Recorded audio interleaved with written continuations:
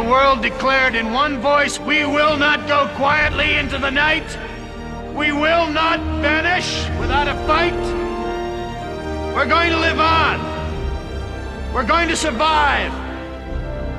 Today, we celebrate. Okay, so maybe that was a bit dramatic, but I'm sure the remainder of WildStar players, regardless of how small the player base is right now, are feeling something reminiscent of what you just saw. So if you hadn't heard, WildStar, one of the MMORPGs with possibly the most potential I have seen in years, is actually shutting down. It's always a sad day when an MMO closes its doors, when the character you've logged in to play every day, every month, every year since launch finally gets to lay down their weapon and rest. I've often felt that way with World of Warcraft. Every time I quit an expansion for a time, I log out each of my characters in the same area and like to think that they're all just, gathering around, having a blast, relaxing while I'm gone. And one day, when WoW inevitably does shut down, I plan on retiring each and every character on every server I have to the Tavern in the Mists, where they'll all live out the rest of their lives in peace. I don't know, maybe helping out all the adorable Pandaren, maybe farming, maybe raising a family. Okay, maybe I'm oversharing here a little bit, and maybe I'm getting a little teary-eyed. WildStar may not have been the best MMORPG on the market. WildStar may not have had the best combat or the best graphics or even the best leveling experience or, even the best PvP, but the game still had a place. I know the game had a lot of issues surrounding its launch, as the game initially came out as a pay-to-play MMORPG like World of Warcraft and Final Fantasy XIV. A lot of the issues were remedied though, with continued content patches and updates rolled out over the years, but MMO players just are not a very forgiving lot. I mean, sure, we're gluttons for punishment, being repeatedly burned with essentially every new release, but we do not give games a second chance. Carbine Studios, the team behind WildStar, attempted to repair that reputation that they'd gotten with WildStar. They fixed problems players had, they pushed out content they believed players wanted, but nothing they did ever really received any traction. Nothing they released ever caused the game to spike in numbers. The game was essentially in a perpetual state of decline over the years, and I'm not saying they couldn't have changed that. Maybe better advertising campaigns, maybe just reaching out to content creators and sponsoring updated playthroughs of the game, maybe doing giveaways, and there are other games like Blade and Soul or Ion would have helped. I don't know. Nobody knows. The fact of the matter is, they did nothing to try and circumvent their own inevitable death, and they knew it was coming, as did pretty much every player. Nobody knew exactly when it was coming. I personally thought the game still had a fair amount of time left before it finally went under, but then I didn't really have access to the exact population numbers, so I admittedly can't imagine they were very high if shutting down the game instead of leaving a single server live was the solution they came up with. So overall, I'm just a little disappointed, I guess, that this was the route the game took. I never really had the opportunity to play all that much of the game, granted, as I believe the furthest I got into the game was about somewhere in my 20s, but from my personal experience, it was one of the highest quality feeling free-to-play MMORPGs I've played in recent memory. Yes, it didn't really feel as good as WoW, and yes, it didn't seem like it was packed with story like Final Fantasy XIV, and yes, the combat wasn't really as good as Black Desert. But WildStar offered a unique feel that no other game did. It had an action combat system that felt like a mix between Black Desert and Guild Wars 2. The graphical style was cute and comical, just like World of Warcraft. The worlds were large and expansive. The questing experience was very traditional, which admittedly may or may not have been a pro. The skill tree and ability to customize your overall character is probably the best I've seen in a free-to-play title. Granted, Guild Wars 2 does it incredibly well as well, but to access everything you need to purchase the expansions. So then, I don't technically classify Guild Wars 2 as a fully free-to-play MMORPG. It's got a free-to-play base game, but, buy-to-play expansions. I never had the chance to experience PvP, unfortunately, as when I played the game, the population had already declined to such a degree that the battlegrounds and arenas were just barren, and the queue times were absurd. And the player housing in WildStar, that was actually quite an experience. I've dabbled in it a little bit, just like I did in Arcade and Final Fantasy XIV and Rift, but I gotta say, you don't really know you need something until you actually have it. Now, I know there's nothing we can really do about the game closing down, and I'm not going to really dwell on the subject any further. I'm not really going to complain about it, or really go into what we could have done to fix the game. Carbine released WildStar. It didn't really stand out at first, and people ultimately gave up on it. That's the gist of it, and that's what people will inevitably remember. With its closure, though, players are going to be left wondering where exactly they should go now. What MMORPGs are similar to WildStar? Are there any good alternatives? Suffice it to say, there is no MMORPG like WildStar out there. At least nothing that offers exactly what WildStar did. There are games that are, I guess, comparable in various ways to WildStar, and I'm just gonna go ahead right now and list them. So if you're looking for a new home, maybe this will help you find it.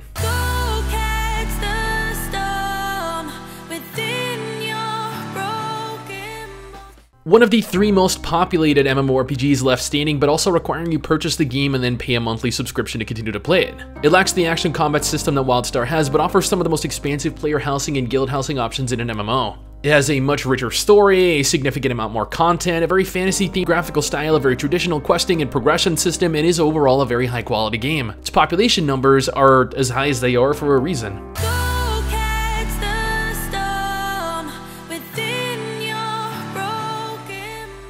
One of the 5 most populated MMORPGs that actually has a base game that is free to play, but requires you purchase various expansions if you want to partake of the content associated with them.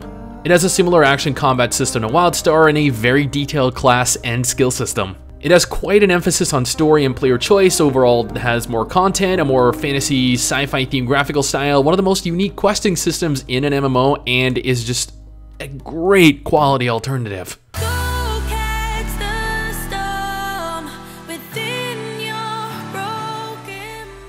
One of the 10 most populated MMORPGs and probably one of the 3 most populated completely free-to-play MMORPGs on the market, and while I do say free-to-play, there is a slightly negative connotation associated with it.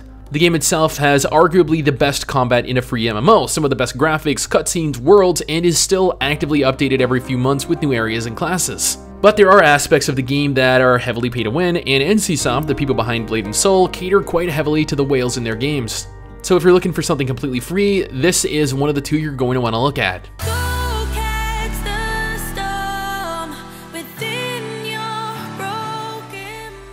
One of the 5 most populated MMORPGs and one of the 2 that are actually buy to play, meaning you purchase it one time and you own it for life. Also considered at the very least semi-pay to win, and I cannot confirm this myself personally because I haven't really reached endgame, therefore I am technically unable to really give my opinion on endgame, but regardless, there are aspects of the game that are quite similar to WildStar. The action combat is arguably the best in the genre, the player housing options give you quite a lot of customization over your humble little abode, and the character creator is just unparalleled.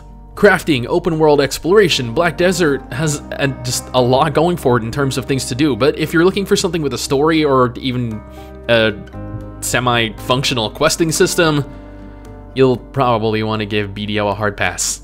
No offense to Black Desert, just, you know, if you ever played it, you know you just do not do quests in it.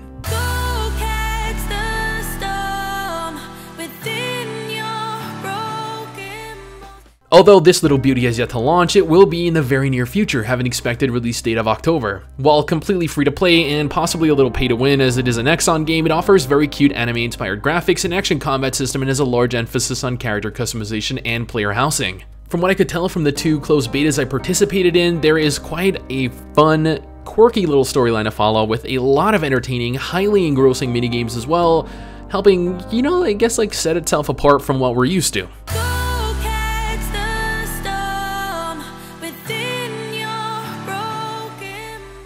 Elder Scrolls Online is one of the 3 most populated MMORPGs, and like BDO, is buy to play, meaning once you purchase it, you own it and can play it forever. Although there are subscription services that assist with the game, it's not in any way required to, you know, have one active to fully enjoy the game.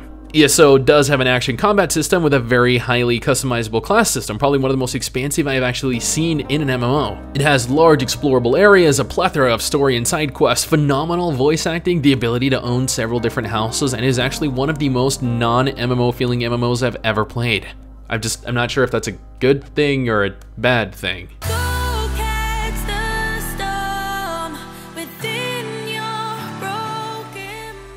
One of the 10 most populated MMORPGs and easily one of the 3 most populated completely free-to-play MMORPGs at that. But then again, that isn't really saying much as there are maybe at max 5 MMORPGs that are completely free-to-play that have any semblance of a population worth classifying as populated anyway. TERA is pretty much like Blade and Soul. It has a fairly large emphasis on its story, it has fantastic combat, great graphics, large explorable worlds, and it is updated fairly regularly with new classes and content. However, the game is also much less pay-to-win than Blade and Soul, so, you know, if you're looking for a non-pay-to-win alternative, there you have it.